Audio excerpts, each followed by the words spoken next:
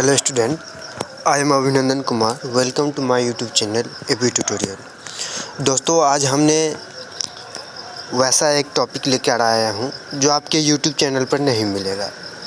दोस्तों, ये टॉपिक है कि जो बच्चे हिंदी रखते हैं, यानी कि मैट्रिक एग्जामिनेशन में एक है कि जो अगर हिंदी रखते हैं मेन हिंदी, तो उसको संस्कृत का पेपर देना होता है। और एक ऐसा सब्जेक्ट जो मैथिली हो गया, उर्दू हो गया, भोजपुरी हो गया, मगधी हो गया, ये सारे अगर भाषा रखते हैं तो उसको 8वीं वाला हिंदी जो कि 8वीं क्लास में पढ़ा जाता है वो आपको पूछा जाता है।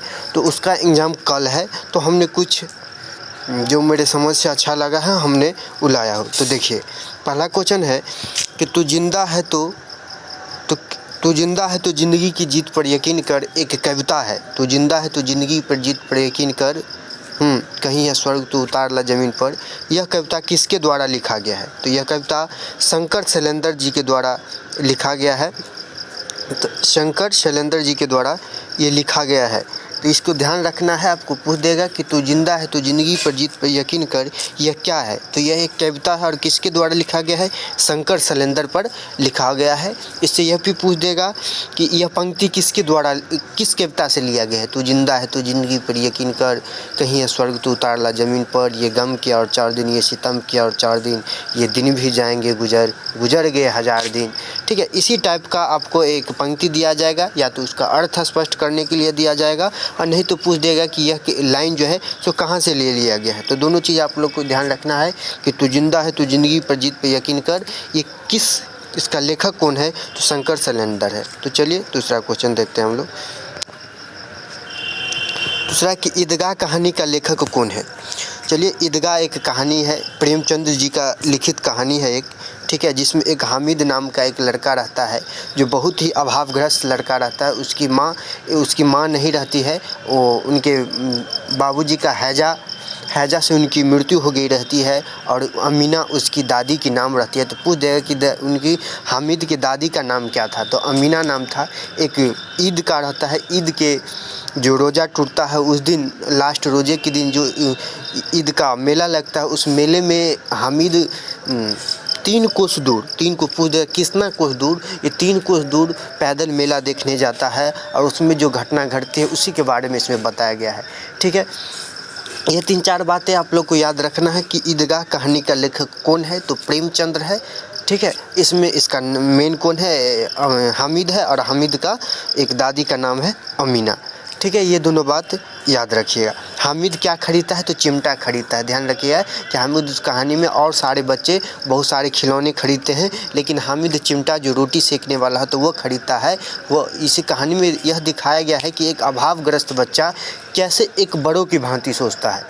तो एक चिमटा लिया और चिमटा को कहने लगा कि या तुम लोग के खिलौने से ज़्यादा ताकतवर है, और यह सोच कर लिया कि मेरी दादी जब रोटी पकाती है तो उसके हाथ जल जाती है, तो ये चिमटा उस काम भी आएगा। ठीक है, तो चलिए आगे हम लोग चलते हैं। करमवीर का लेखक कौन है? तो करमवीर भी एक कविता है जिसका लेखक है अयोध्या सिंह उपाध्याय। तो याद रखना है, करमवीर का लेखक अयोध्या सिंह उपाध्याय हरियोध है। आगे है बाल गोविंद भगत राम वृक्ष बेनीपुरी इनका लेखक है। ठीक है, बाल गोविंद भगत का लेखक राम वृक्ष बेनीपुरी। उतना डिटेल में हम नहीं बताने जा रहे हैं। हुंडरी का जलप्रपात कौन है? हुंडरू का जलप्रपात कामता प्रसाद सिंह। हुंडरू का जलप्रपात का लेखक कौन है? कामता प्रसाद सिंह काम है। तो दोस्तों आगे चलिए। बिहारी के दोहे बिहारी। ठीक है, बिहारी के दोहे का लेखक कौन है? बिहारी। ध्यान रखना है, बिहार से बिहारी। ठीक है, ठेंस का लेखक कौन है? ठेंस का लेखक है फणीश्वरनाथ रेणु। ठेंस का लेखक कौन है? फणीश्वरनाथ रेणु। चलिए, बच्चे की दुआ का लेखक कौन है? मोहम्मद इकबाल। बच्चे की दुआ, तू लब पे आई ये दुआ, एक उर्दू में एक कविता है, वही इसी कविता को इसमें दिया गया है। ठीक है, तो बच्चे की दुआ क्या है? एक कविता है। अशोक का शस्त्र त्याग का लेखक है बंशीधर श्रीवास्तव। अशोक का शस्त्र त्याग का लेखक कौन है? बंशीधर श्रीवास्तव। इसरिया तू न गई मेरी मन से, यह एक निबंध है। देखिए, हमने यहाँ पर बता दी है कि यह निबंध है। पूछ देगा कि इसरिया तू न गई मेरी मन से, ये क्या है? कविता है, कहानी है, निबंध है, क्या है, एकांकी है, क्या है, तो यह निबंध है, ध्यान रखना। इसका लेखक रामधारी सिंह दिनकर है।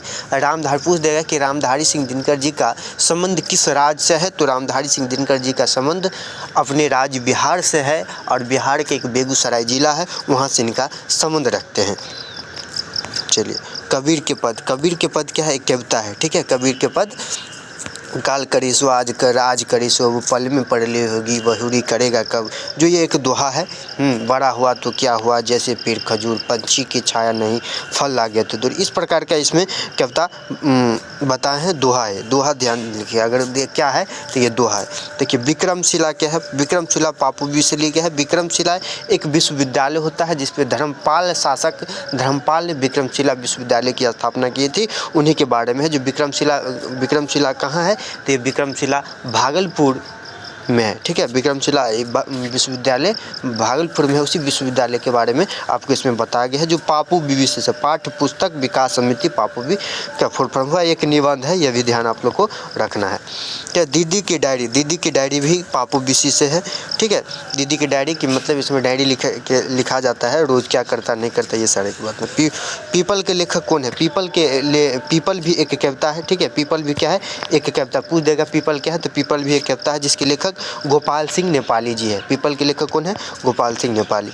झांसी की रानी सुभद्रा कुमारी चौहान, खूब लड़ी मर्दानी हुआ तो झांसी वाली रानी थी, नाना के संग खेली थी, नाना के संग वो लड़ी थी, खूब मर्दानी हुआ तो झांसी वाली रानी थी।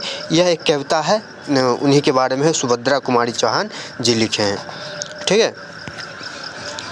तो दोस्तों, इतना हमने लाया है, और मैं आगे आप लोगों के लिए वीडियो लेकर आ रहा हूँ ग्रामर सेक्शन का, ठीक है।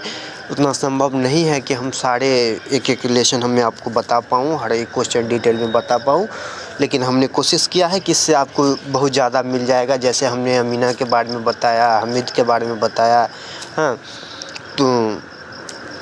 तो जिंदा है तो ज़िंदगी पर यकीन कर, इस प्रकार का है, हाँ। तो हम लोग अब व्याकरण का कुछ देर में आप लोग को लेकर लाएंगे, तो प्लीज़ इसको पूरा देख लीजिए, रट लीजिए। 2 से 4 बार देखिएगा तो आपको रटा जाएगा। इसी में से रहेगा 5 से 10 नंबर का इससे मिलेगा आपको। Thank you very much. देखिए।